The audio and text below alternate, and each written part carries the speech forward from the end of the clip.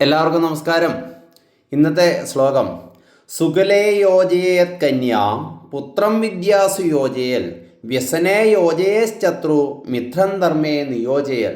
അതായത് ഈ ശ്ലോകം പിതാക്കന്മാർക്കുള്ളതാണ്.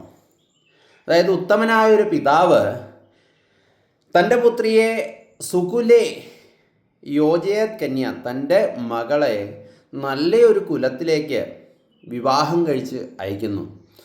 അതായത് നല്ല കുലം എന്നതുകൊണ്ട് ഉദ്ദേശിക്കുന്നത് ബ്രാഹ്മണൻ, ക്ഷത്രിയ അങ്ങനെ സംവിധാനങ്ങളൊന്നുമല്ല. പകരം തൻ്റെ മകൾക്ക് യോജിക്കുന്ന മനസ്സുകൊണ്ടും രൂപം കൊണ്ടും അതുപോലെ തന്നെ സമ്പത്ത് കൊണ്ടും വിവാഹവും വിവാദവും തുല്യരോട് വേണം എന്നാണ് പറയുന്നത്. വിവാദം എന്ന് പറഞ്ഞാൽ വഴക്ക്, അതുപോലെ തന്നെ വിവാഹം സമന്മാരോട് വേണം. അപ്പോൾ സുകുലെ നല്ല കുലത്തിലേക്ക് തൻ്റെ മകളെ വിവാഹം ചെയ്ത് കഴിക്കുന്നു.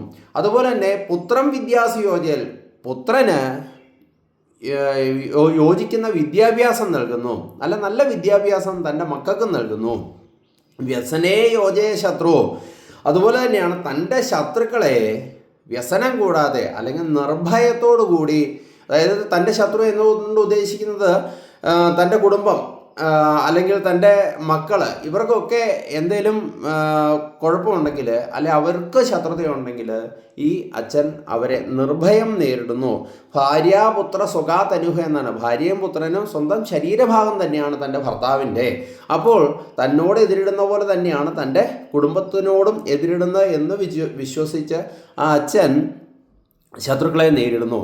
മിത്രം ധർമ്മേ നിയോജയൽ, മിത്രങ്ങളെ, ഉത്തമമായ മിത്രങ്ങളെ, നല്ല സുഹൃത്തുക്കളെ തൻ്റെ മാന്യമായ തൊഴിലിലേക്ക് നയിക്കുന്നു എന്നാണ് പറയുന്നത്. അതായത് മിത്രങ്ങൾക്ക് വേണ്ട നിർദ്ദേശങ്ങളൊക്കെ നൽകി അതിനുശേഷം ജോലിക്ക് പോടാ, വെറുതെ വീട്ടിൽ ഇരിക്കരുത് എന്ന് പറഞ്ഞ് നയിക്കുന്നതും ഒരു പിതാവിൻ്റെ അല്ലെങ്കിൽ പിതൃസ്ഥാനീയമായിട്ടുള്ളവരുടെ കടമ തന്നെയാണ്. നമസ്തേ.